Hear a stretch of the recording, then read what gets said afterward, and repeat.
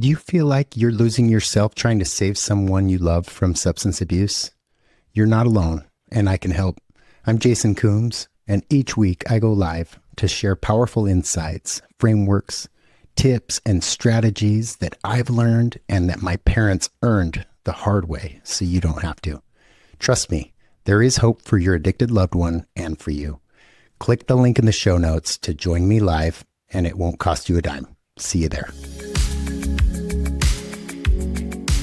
Welcome to the Get Unhooked podcast with Jason Coombs, where experience meets insight. Jason Coombs, nationally recognized speaker, best-selling author, and founder of Brickhouse Recovery, shares hard-earned lessons on resilience, leadership, addiction, and mental health. No filters, no fluff, just real stories, practical wisdom, and a deeper look at what it takes to grow, lead, and keep moving forward. Now here's your host, Jason Coombs. Okay, ladies, gentlemen, I'm so glad that you're joining me again. I have a very special guest with me today. Doug Nielson is a certified speaking professional. He's also a licensed psychotherapist and an author. His book is the bestseller, Take Life by the Helm, which I highly recommend. We can get a little bit into that if you don't mind, Doug, but it is a wonderful book that I recommend to anybody. He spent 2 decades helping people and organizations get unstuck so they can live fully alive and lead with more courage, clarity, and purpose. Through his keynotes and his coaching and his Warrior Heart inspired men's retreats, which is where I met Doug, Doug blends the clinical insight, real world leadership experience, and a lot of heart to invite people out of fear and blame and into ownership, freedom, and a deeper connection in every area of life. As I mentioned, met Doug at the Warrior Heart retreat. It was suggested to me as I was reaching out to friends and I was trying to find, a group of CEOs or business owners or somewhere that I could collaborate with men, because I had been seeking that. And this was back in 2022 timeframe, 23 timeframe. So I reached out to my friend Kurt, and Kurt said, "Hey, if you haven't been to Warrior Heart, this is the retreat. This is the one I recommend." And so on a whim, I took his suggestion. I didn't know anything about it. I didn't do any research. I didn't know anybody that had been to it. I just drove down to Utah and showed up at this thing. And it was an experience that has changed my life. And I've returned 7 times since. There's one now up here in Idaho that I get to volunteer at. I have one of the founders and co-creators of Warrior Heart as our guest today, Doug Nielson. Doug, first of all, welcome. And second of all, I'm glad to be here. You've got so many examples and credentials of this message and how it's changed people's lives. And one thing I love about you is you don't take credit for the experiences that people have. But going back to, like, as a co-creator myself and as someone who has attempted to put on events and to get people there, it takes a lot of work and it takes a lot of intentional creation when it comes to like the flow of like what sessions should go where and what should the message be.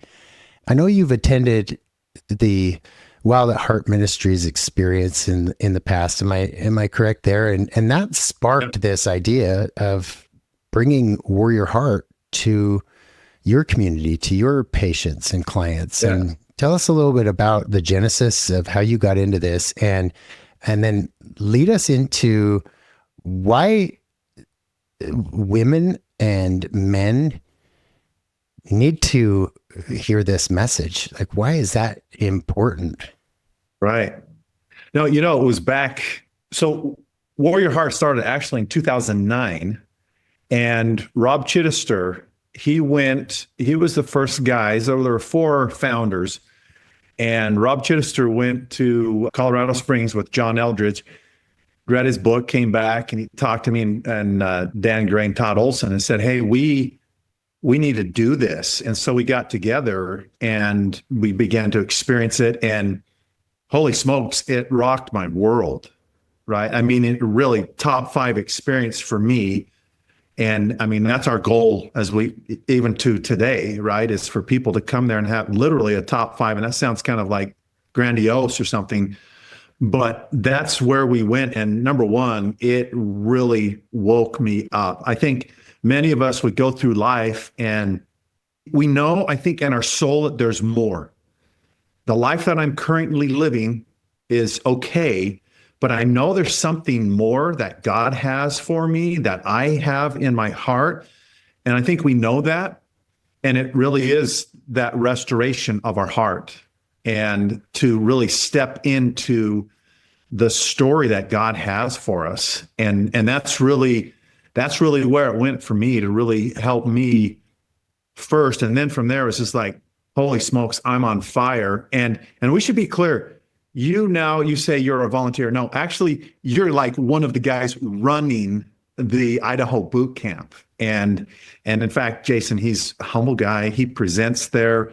He brings a ton of people. And let me just prop your book real quick too, if I can, right? That Unhooked, I'm sure most of you have it. You read it.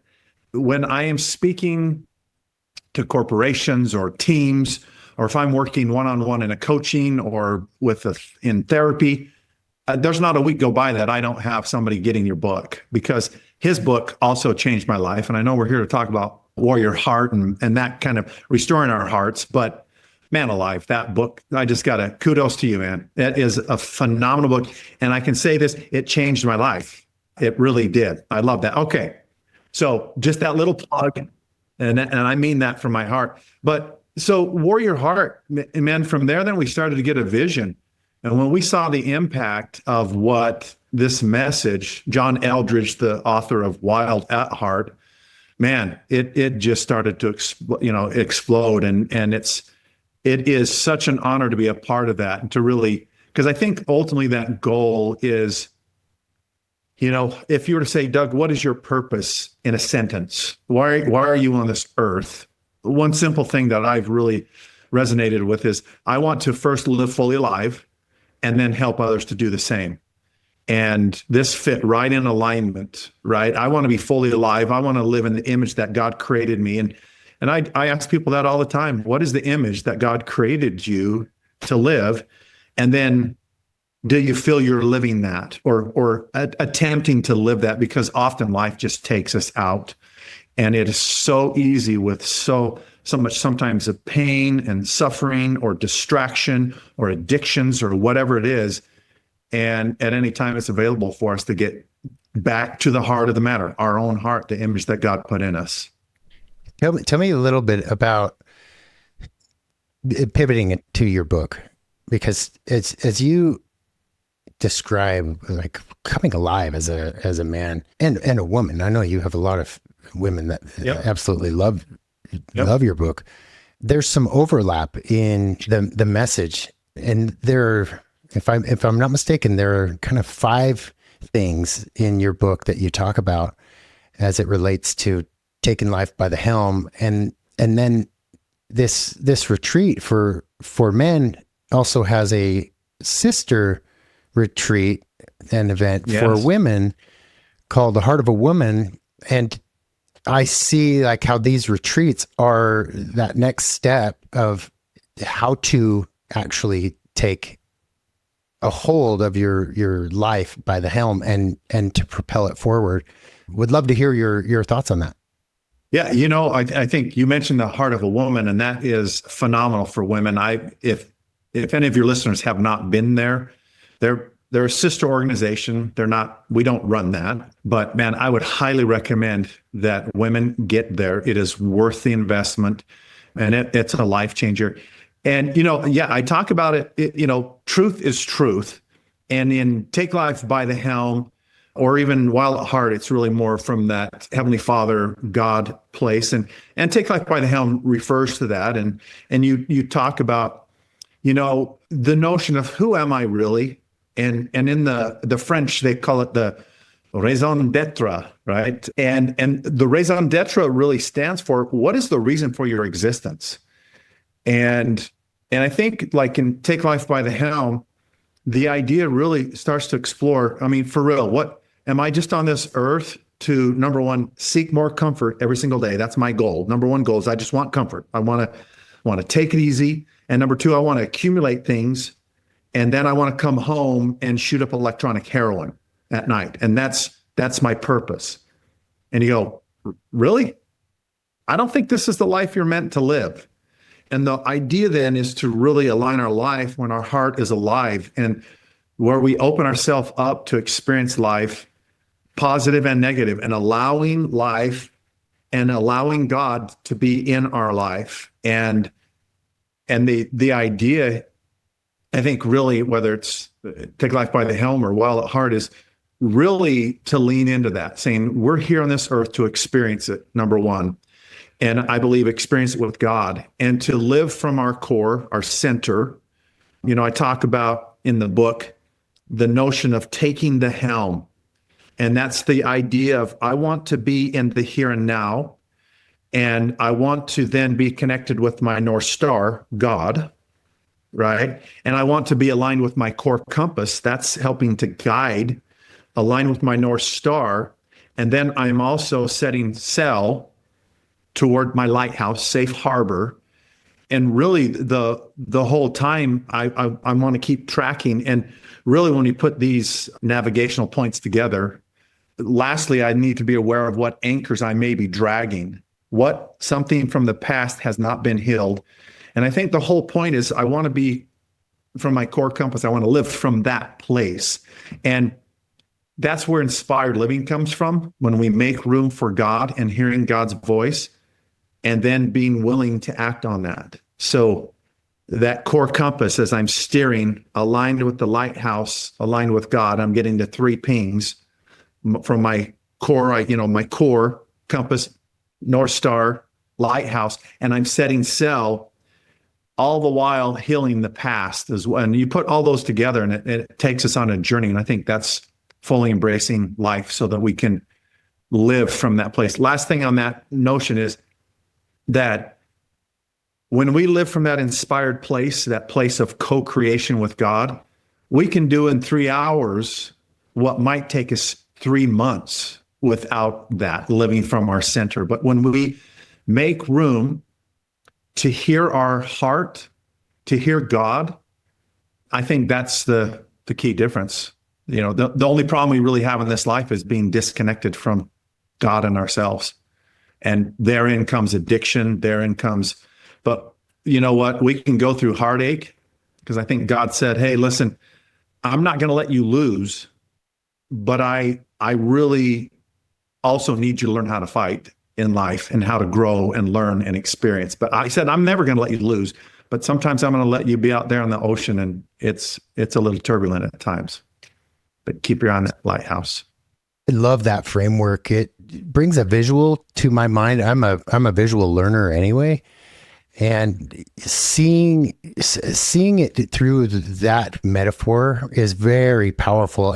And I love how much it aligns with the 3 core desires of a man's heart. And I know that there's 3 core desires of a woman's heart as well, which I think maybe I'll have one of the founders of the women's retreat. The Heart of a Woman to come on the podcast at some point. But specifically for men, my listeners are oftentimes they're females that are listening, and this is a resource to nudge your husbands, to nudge your sons to attend as long as they're adults. But 3 core desires of a man's heart, divine masculinity, fits into this whole 3 pings of a lighthouse and getting clear on our compass and releasing a lot of that baggage, the anchors, the wounds that we pose over, and kind of leaping ahead in some of the language because I know the message of Warrior Heart, but this framework of Warrior Heart and journey, it really starts out with like understanding why Why is it important that we understand the three core desires of a man's heart? What does that have to do with anything, someone might ask? Yeah, no, that's a great question. And so John Eldredge, right, he outlines, and man, that is, if your listeners have not read that book or listened to it, get it. Wild at Heart, John Eldredge, phenomenal book. But I think the idea is the war in this life, when we say we're in a war, right? There's spiritual warfare, there's a war. Man, it's against the heart. And like in the Bible in John 10:10, the enemy comes to kill, to steal, to destroy. What? Not us physically, but our hearts. And many of us, our hearts are just taken out. And when our heart's taken out, we lose our real identity. And maybe we'll come back to that divine identity in a second. But this idea, when we lose that identity, man, we are just sitting ducks. And our heart is not stirred. We're, the standard emotion is I'm exhausted, I'm numb, I'm just overwhelmed, I'm stimulus overload, I'm just surviving the day, right? And what the whole notion is that when our heart is fully alive, and I mean today, the idea that the only time we can be at the helm is in this moment. But if you will, I call these the mind pirates. The mind pirates come and they want to do everything to get us out of this present moment. Meaning they want us in the future and saying, look at that, man. What if this doesn't happen? What if that doesn't? What if this? What if, as opposed to, well, even if that happens, I'll still go in faith. But they get us living in this uncertainty constantly, or they take us back to our past. And they're, look at this. You felt here, you felt here. There's your future. And then they just keep bouncing back and forth from the future and the past. Why is that so important? Because we lose our heart. And I can't go and, breathe an hour from now. I can only be here in this moment. I can't go to the past and change it. It's dead, but I can be here in this moment. Why is this moment so important for the restoration of our heart? Because this is where God's found. And this is where my agency and free will is found. And this is where my identity is found. Those are the three areas that I think the enemy attacks us under, right? Number one, if he can take my agency or get me to believe that my agency is gone, I'm powerless. There's nothing I can do. I'm living in the future. There's no agency there. There's no agency in the past. And if I'm bouncing, and there are a multitude of ways, that would take another podcast to talk about how we lose our agency. So step one is I get in this moment and I regain my agency. I breathe. I'm here now. And many times, like, breath is like a prayer, right? Where Moses asked the burning bush, who are you? And many scholars would say, he introduced himself ultimately as Joshua, but Yahweh, the great I am.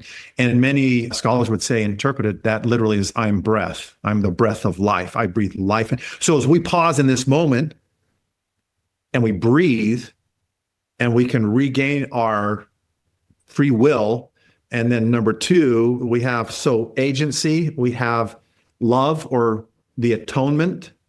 And number two, I can reconnect with God and his love, agency, love. And then lastly, I can reconnect with my true identity in this moment. And even saying, I feel lost right now, Father, help me get regained. But those can only be done in this moment where the enemy wants to take those away from us. So I can be at that helm here and now. And then the three ideas of the heart, right? You talked about these core desires of the heart that talked about in John Eldredge's book. And, one is, I need a battle to fight, right? I mean, what's the great battle I'm fighting? Not to fall asleep in church. I don't know. I mean, I have to go kind of thing. It's like, wow. Right? That's great. Some people in this life are whining and complaining about their Cokes flat and the donuts stale, right? And other people like Jason, like you're out there on the front line asking for more ammo as you're out there battling for other people's heart. Even this podcast, a complete labor of love out there on the front line battling. What's the great battle we're fighting? And that's a great idea to look at. What is, the larger story of my life, this great battle? Number two is an adventure to have. What are you doing in life? And most people say, what are you doing that keeps your heart alive? And most people are like, I don't know, just get through the day, survive. as opposed, I think adventure is a spiritual calling. And whether that's a mental, emotional, spiritual, physical adventure, we need adventure in our lives. And I would ask everyone listening here is what adventure is going on in your life? And if you don't have any, I'm going to learn to play the guitar. Oh, do it, right? Get adventure in your life.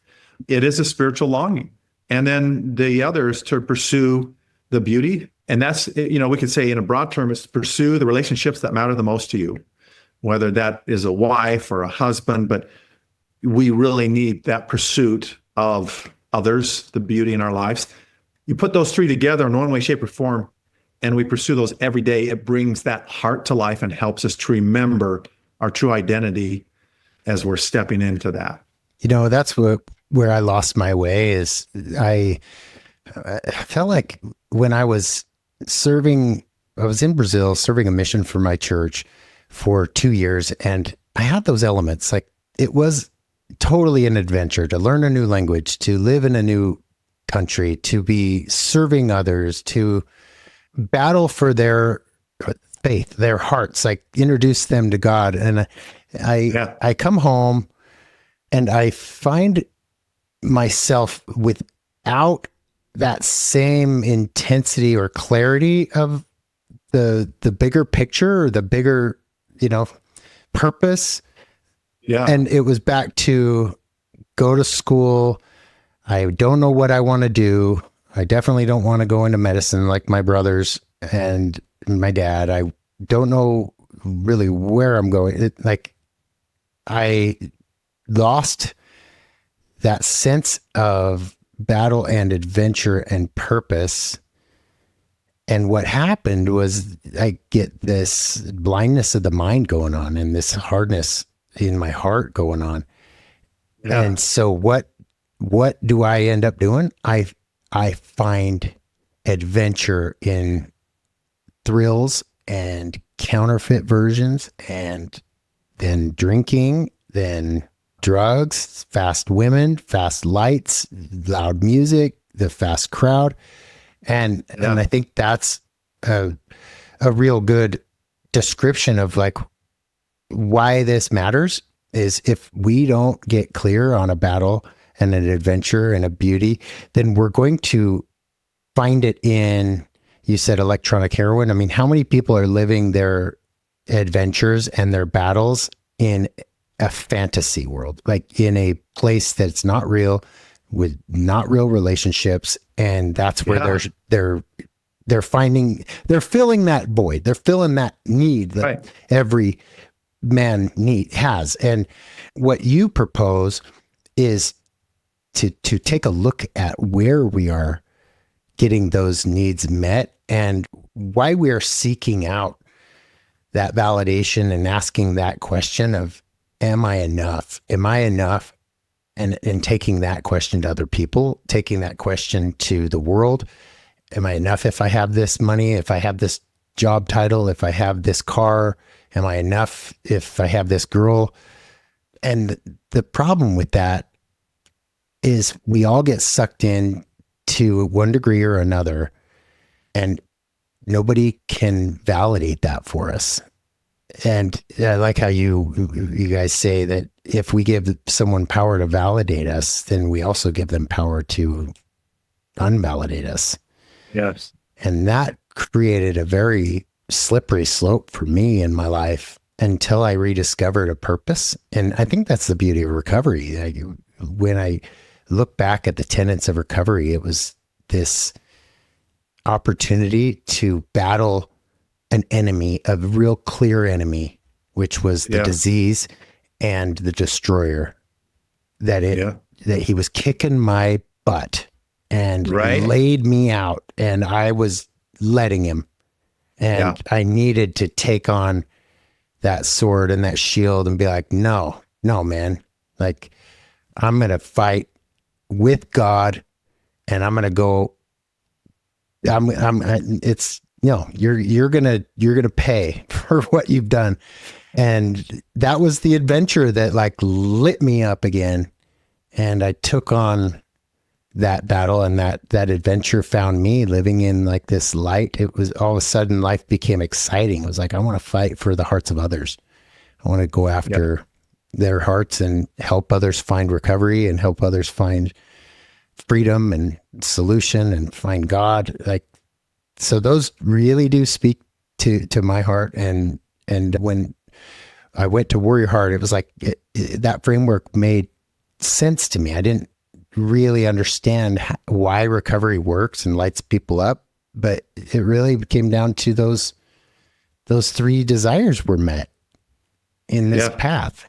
And that's the overlay. And talk about divine masculinity. Like, the world tells us that men are buffoons. Like, if you watch television, men are buffoons in those shows. They're lazy, they're fat, they sit on the couch, they're made fun of, they don't make good decisions. The wife treats them like they're another child.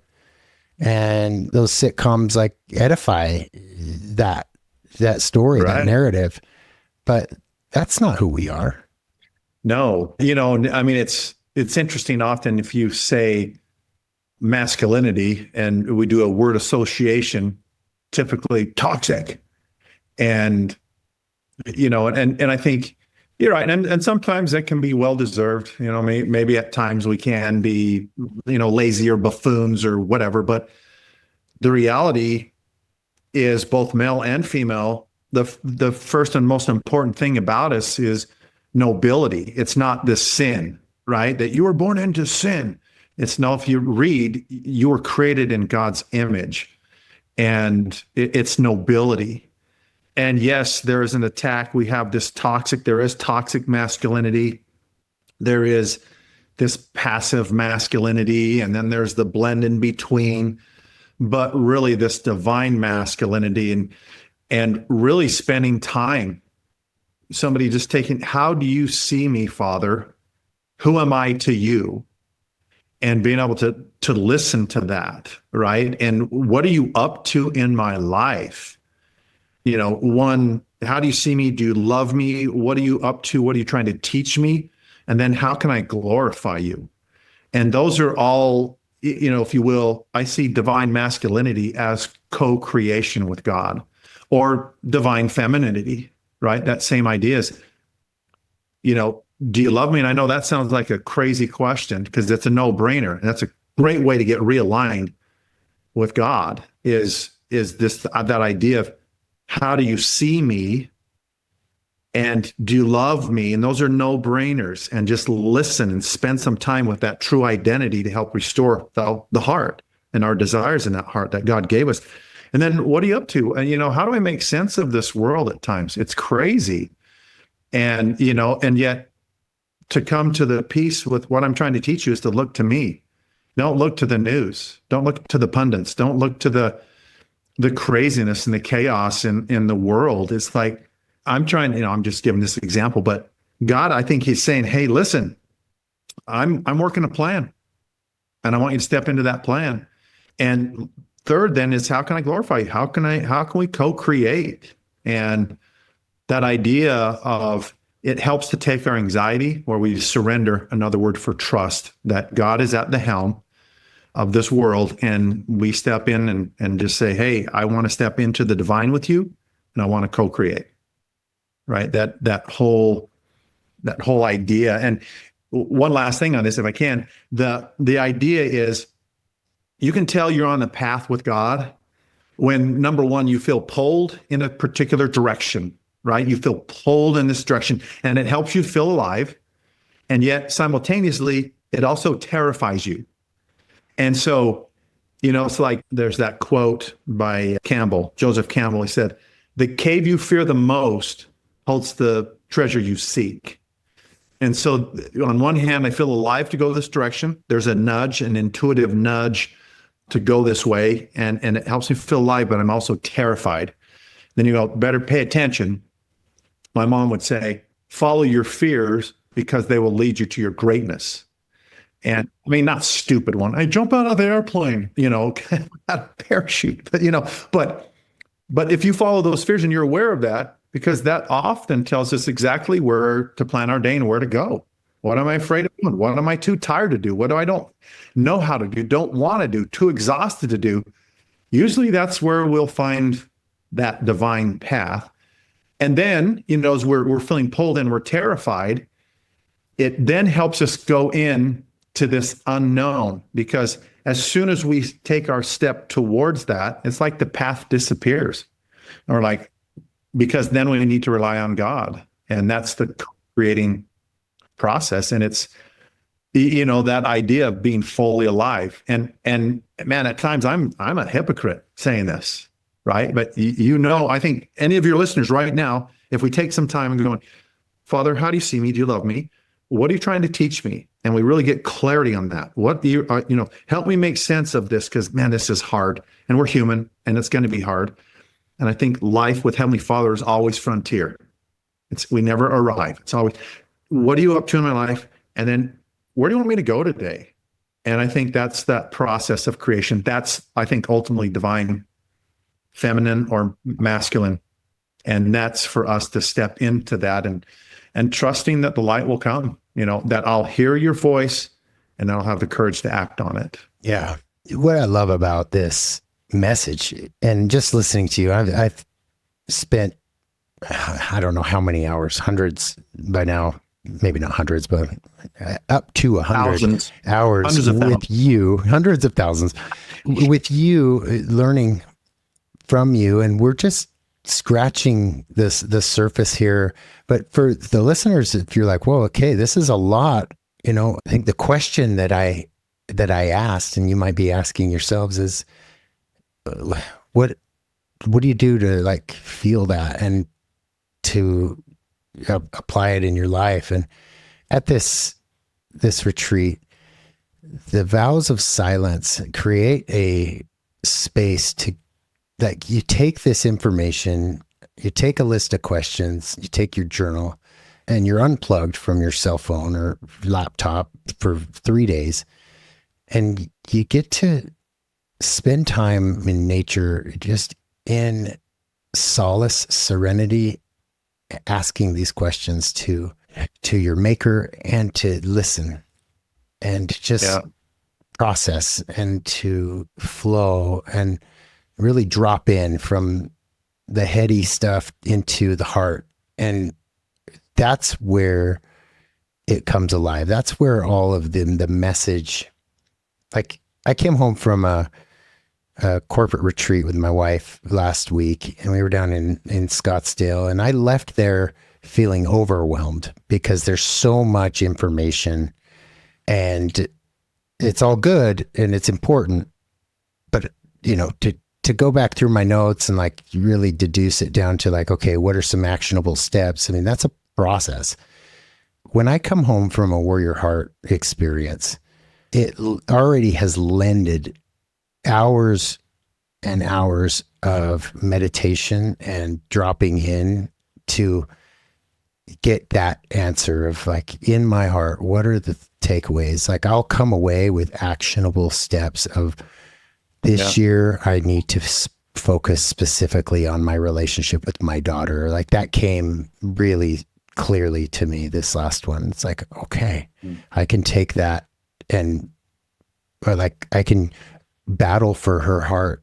I can step in as a male in my divine masculinity and not shy away from, thinking of her needs differently, and creating opportunities where we can spend time together, where maybe I would have felt overwhelmed if it was just, a bunch of advice or information. And that's what I really value about this experience on a lot of levels.